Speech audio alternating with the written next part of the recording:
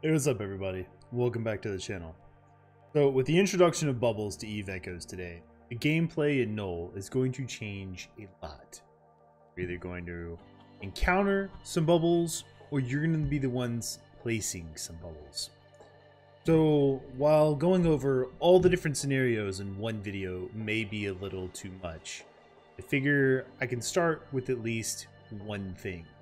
And right now, that's going to be how you would fit up your fast tackle.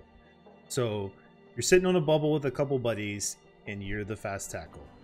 You want to be the fast tackle. Let's try to keep the build on the cheaper side, right? Because not everybody can afford a lot, and you know, maybe not everybody has a ton of money to throw away, but they still want to have some fun with the game. So here's my recommendation for your Breacher Assault fast tackle build.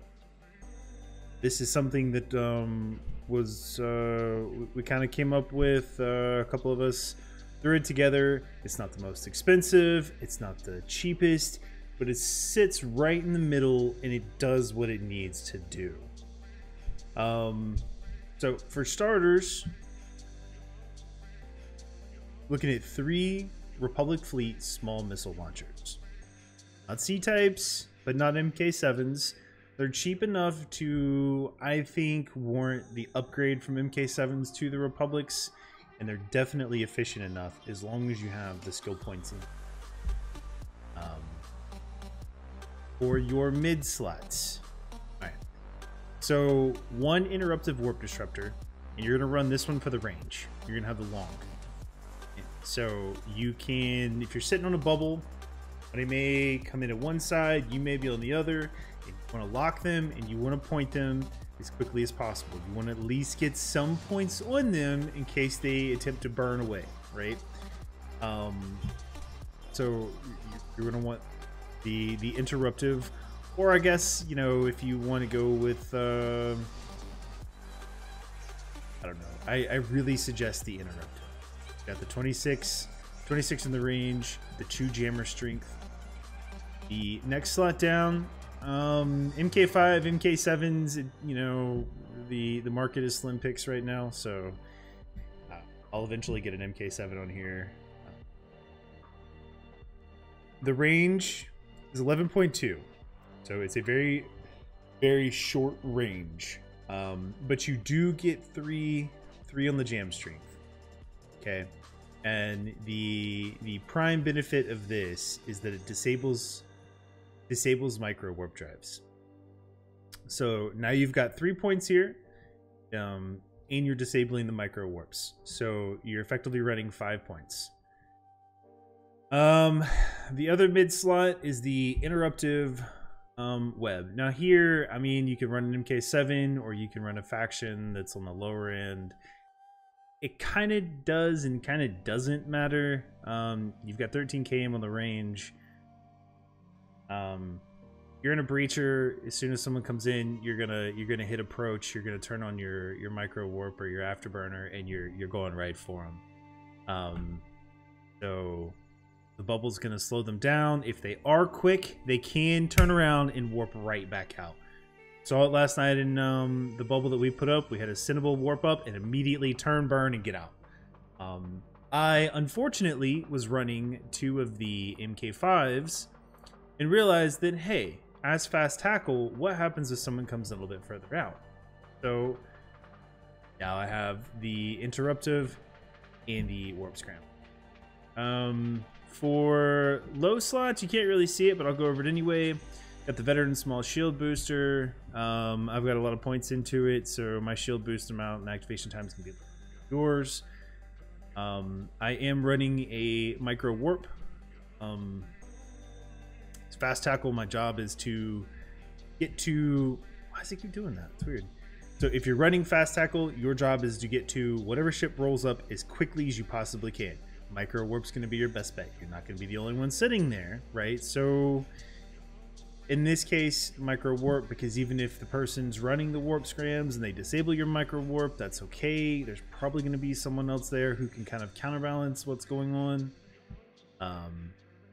Last but not least, damage control. You can go all around. You can go Federation. You can you whatever you want. Just put damage control, right? Like it just put damage. For your rigs, you can only see some of them, but that's okay. We'll start over here. I have an EM screen. Really, it's up to you what you want to put on it. You can put it on the EM screen, you can put on an explosive screen, you can put on a kinetic screen. I've had this breacher long enough that it's probably time to upgrade these to tier 2s. Because the tier 2s are cheap enough now. This breacher has survived a good while. So we've got the anti-EM screen, we've got the core defense, right? Shield boost amount bonus of 20%.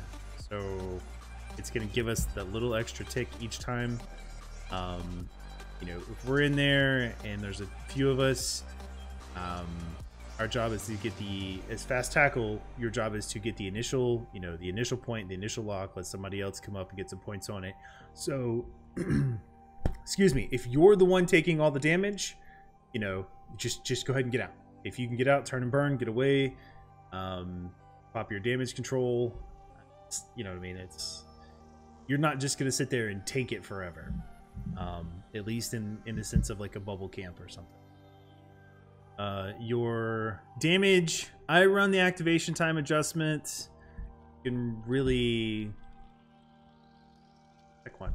Pick one of their damage rigs. Damage boost, activation time, it doesn't matter. Just pick one.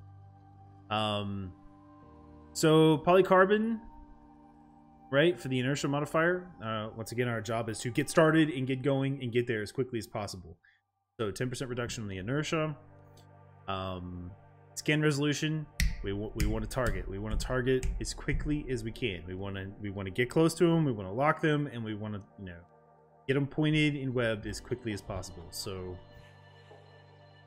scan resolution here, and then last but not least, a second scan resolution. Once again, we want to point them as quickly.